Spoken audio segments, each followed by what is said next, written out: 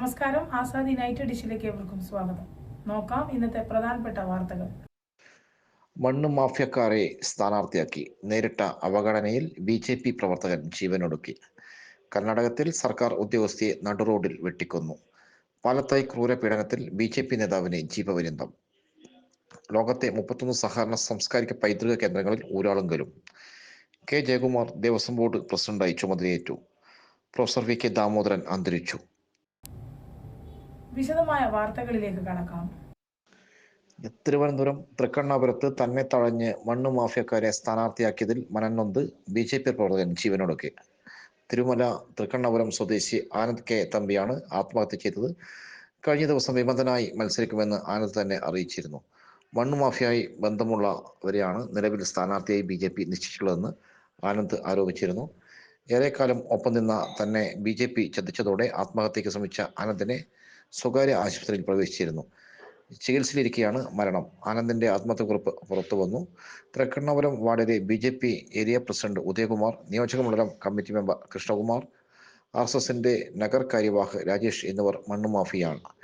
അവരുടെ നിയമവിരുദ്ധമായ പ്രവർത്തനങ്ങൾക്ക് അധികാരമുള്ള ആൾ വേണം. അതിനുവേണ്ടിയാണ് മണ്ണ് മാഫിയക്കാരനായ വിനോദ് കുമാറിനെ ബി.ജെ.പി. സ്ഥാനാർത്ഥിയാക്കിയതെന്ന് ആനന്ദിന്റെ കുറിപ്പിൽ പറയുന്നു.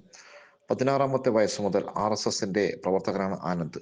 പിന്നീട് നിരവധി ചുമതലകളിൽ വ്യത്യസ്ത മേഖലകളിൽ ആർ.എസ്.എസിനും ബി.ജെ.പിക്കും വേണ്ടി പ്രവർത്തിച്ചു.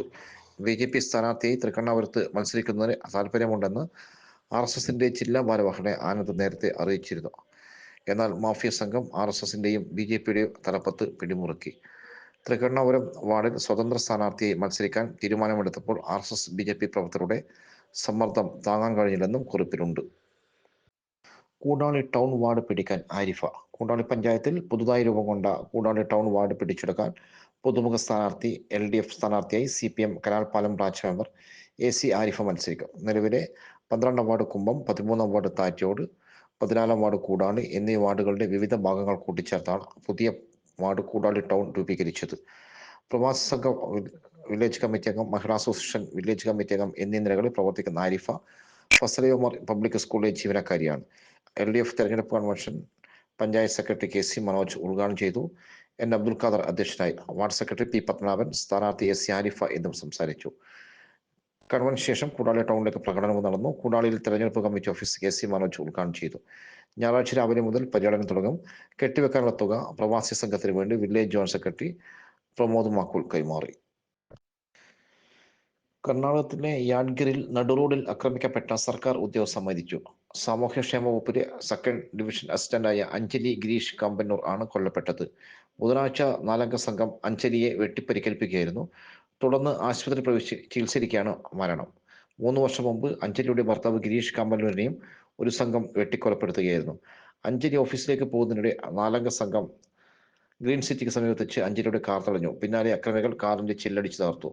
അഞ്ജലിയുടെ മുഖത്തും കൈകളിലും ഉൾപ്പെടെ വെട്ടിപ്പരിക്കേൽപ്പിച്ചു.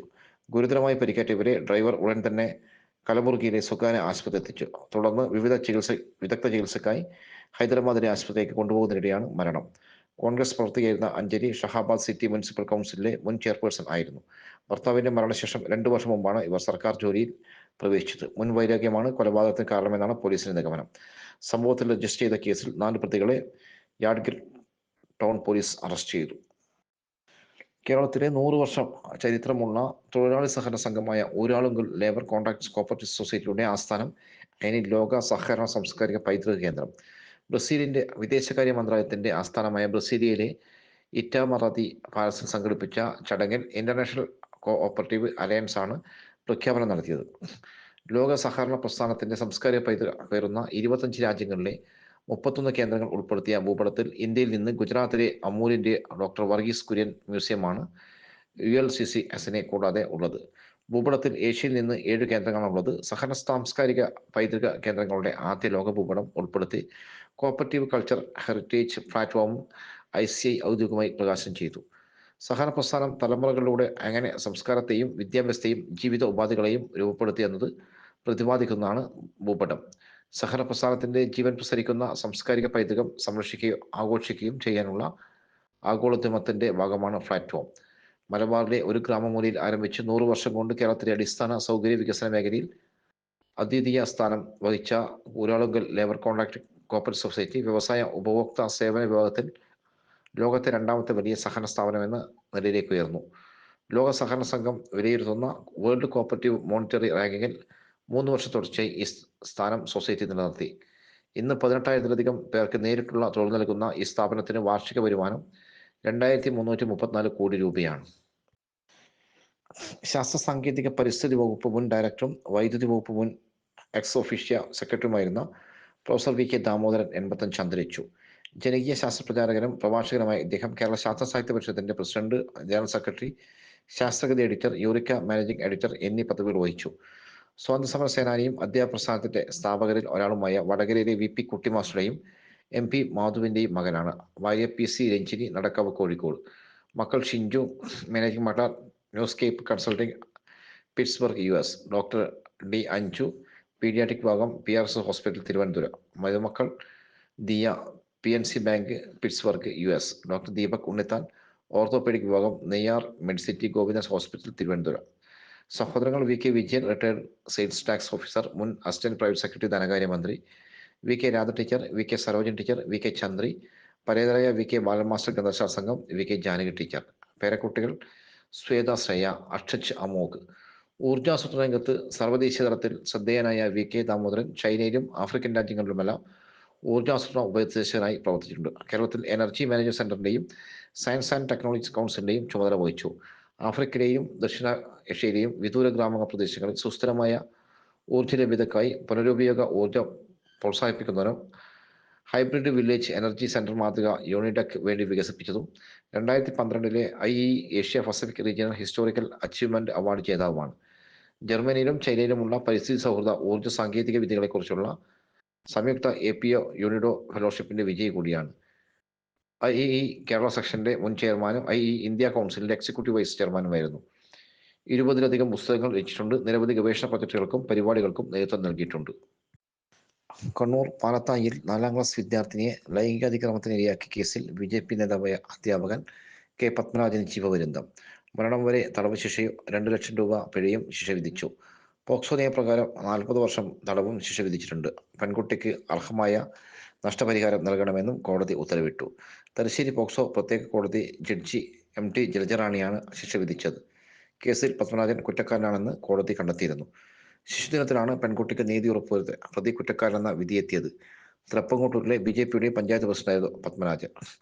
അധ്യാപകൻ ശുചിമുറിയിൽ കൊണ്ടുപോയി 10 വയസ്സുകാരിയെ ലൈംഗികമായി പീഡിപ്പിച്ചതാണ് കേസ്. 2020 ജനുവരി, ഫെബ്രുവരി മാസങ്ങളായി 3 തവണ കുട്ടിയെ പീഡിപ്പിച്ചു. കുട്ടിയുടെ അമ്മ നൽകിയ പരാതിയിൽ പാനൂർ പോലീസ് 2020 മാർച്ച് 17-നാണ് കേസെടുത്തത്. പൊയിലൂർ വിളക്കോട്ടിലെ ഒളിയിടത്തിൽ ഏപ്രിൽ 15-ന് പ്രതിയെ അറസ്റ്റ് ചെയ്തു.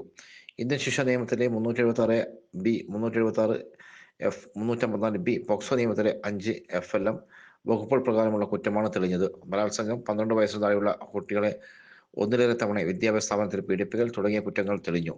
കുറ്റക്കാരെന്ന് കണ്ടെത്തിയതിന് പിന്നാലെ പ്രതിയെ തലശ്ശേരി സബ് ജയിലിലേക്ക് മാറ്റി. പെൺകുട്ടിയും അമ്മയും അമ്മാവനും ആക്ഷൻ കമ്മിറ്റി ഭാരവാഹികളും വിധി കേൾക്കാനെത്തിയിരുന്നു. സ്പെഷ്യൽ പ്രോസിക്യൂട്ടർ PM വാസുദി ഹാജരായി. BJP നേതാവിന്റെ നിഷ്ഠൂര കൃത്യത്തെ രാഷ്ട്രീയ വിവാദമാക്കി മാറ്റാനാണ് UDFും SDPയും ഒരു വിഭാഗം മാധ്യമങ്ങളും ശ്രമിച്ചത്. ലോക്കൽ പോലീസും ക്രൈംബ്രാഞ്ചുമാണ് ആദ്യഘട്ടത്തിൽ കേസ് അന്വേഷിച്ചത്. തുടർന്ന് coastal ADGP EJ Jayarajan, DYSP TK Ratnakumar എന്നിവരുടെ നേതൃത്വത്തിലുള്ള പ്രത്യേക സംഘമാണ് അന്വേഷണം പൂർത്തിയാക്കി കുറ്റപത്രം സമർപ്പിച്ചത്.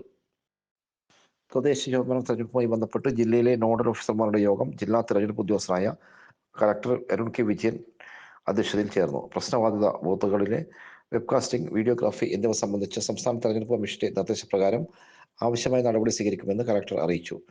ഇതിനാവശ്യമായ സാങ്കേതിക സഹായം നൽകാൻ BSNLനും KESWAനും നിർദ്ദേശം നൽകി. Webcasting, videography nodal officer PWD electronic sub division executive engineer P. Bindu ഇത് സംബന്ധിച്ച് റിപ്പോർട്ട് ചെയ്തു.